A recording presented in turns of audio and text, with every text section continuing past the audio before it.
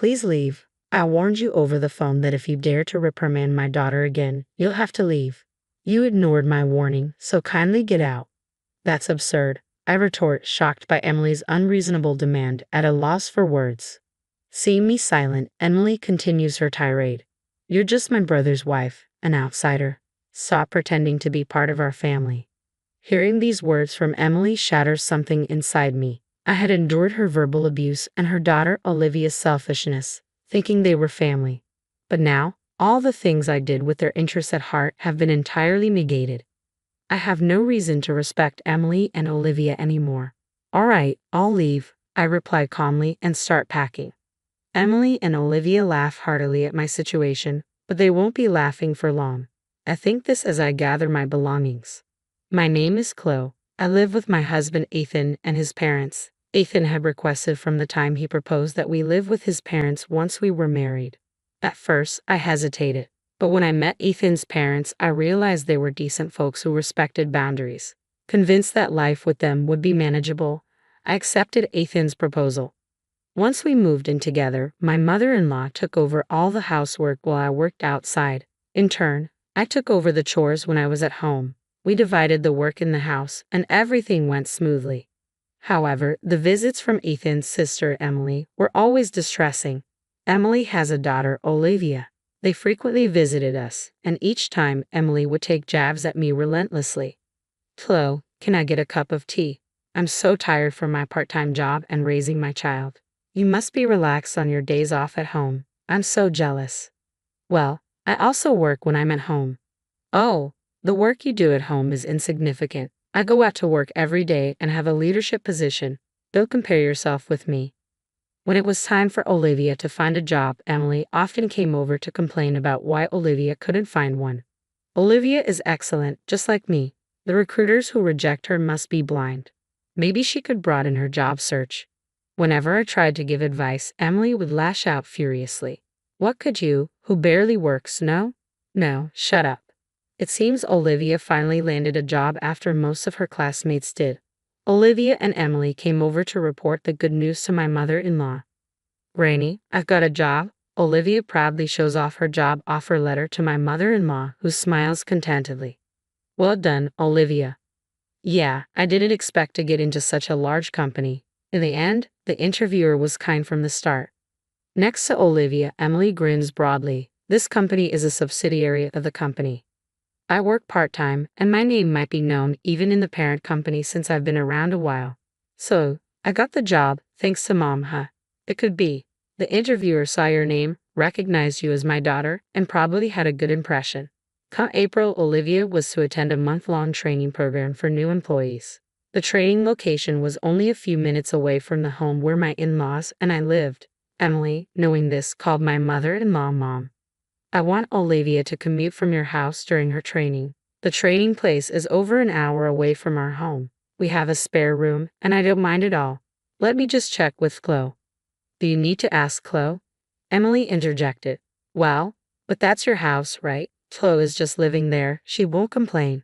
Thanks to Emily's insistence, I'd only found out that Olivia would be living with us for a month after everything had been decided. I was a bit puzzled, but there was no reason to oppose Olivia living there.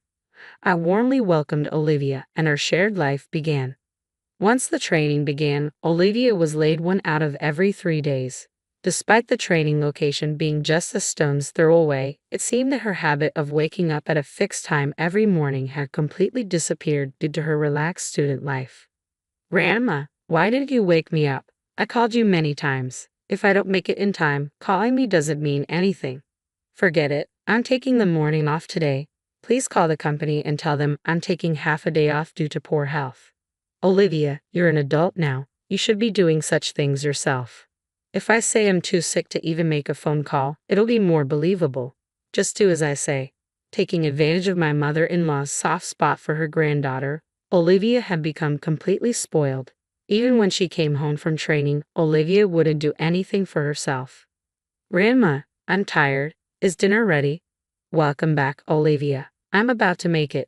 What? You're just starting now. Why didn't you have it ready by the time I got home? When I got home, tired and hungry, I wanted to eat right away. You're so thoughtless, I muttered, addressing my mother-in-law. I'm sorry, I'll have it ready soon, she responded. Seeing my mother-in-law being pushed around by Olivia, who was probably tired from her first job, I couldn't stand it any longer, and I spoke up.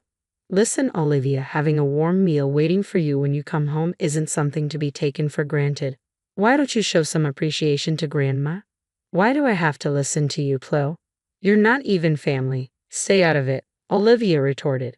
Not family? I married Ethan, so I am part of your family, Olivia, I replied. Mom said Chloe is my brother's wife, so she's an outsider, Olivia countered. Then let me tell you, as a senior member of the workforce, Olivia, that you should take more responsibility for yourself. Waking up on time to avoid being late is a basic rule of being an adult, a senior in the workforce, I said firmly. You're not even going to work every day.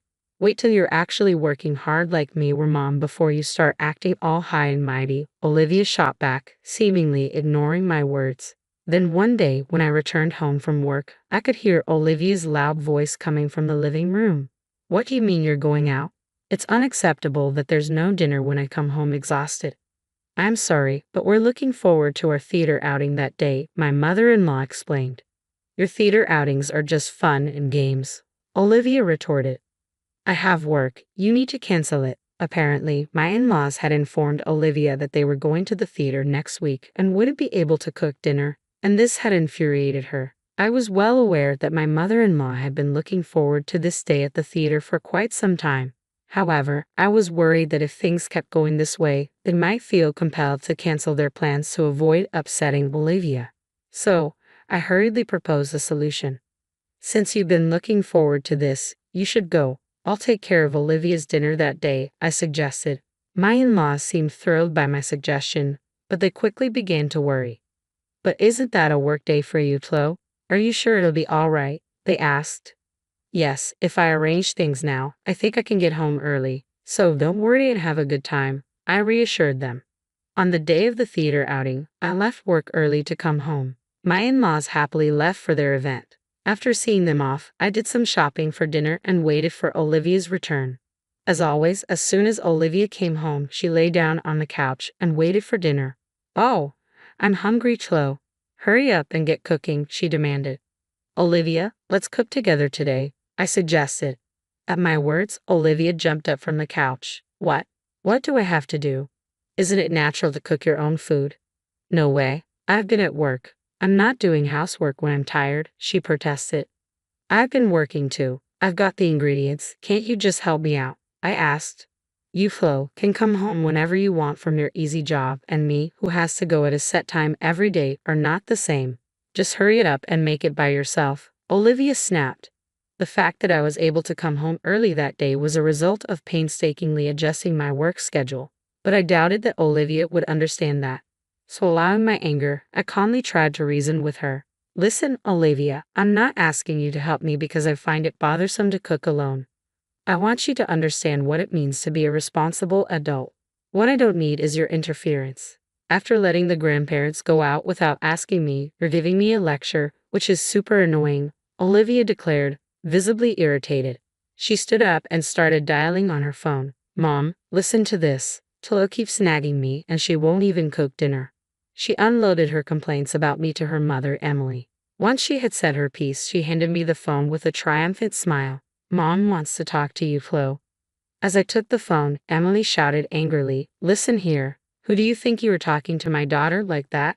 As my son's wife, if you continue to cause problems for my daughter, I'm going to ask you to leave that house. It's not about causing problems. All I wanted to do was impart some sense of responsibility to Olivia as a working adult, I defended. So, you're trying to lecture on being a responsible adult, Chloe. You're not even a full-time employee. How can someone who is hardly needed by the company afford to be so cocky? Emily retorted. How can you say I'm not needed, Emily? When you've been around as long as I have, you can tell at a glance who's capable and who's not. I've made sure to see off many a dead weight, I countered. Without a second thought, Emily added, Just go and prepare dinner for my daughter, and hung up the phone. Olivia, sitting next to me, smirked as she looked my way. You'd better not oppose my mom, Chloe. There's no one at work who can even admonish her, so get to making dinner already. With that, she sprawled lazily on the couch again. This mother and daughter pair. There's no reasoning with them.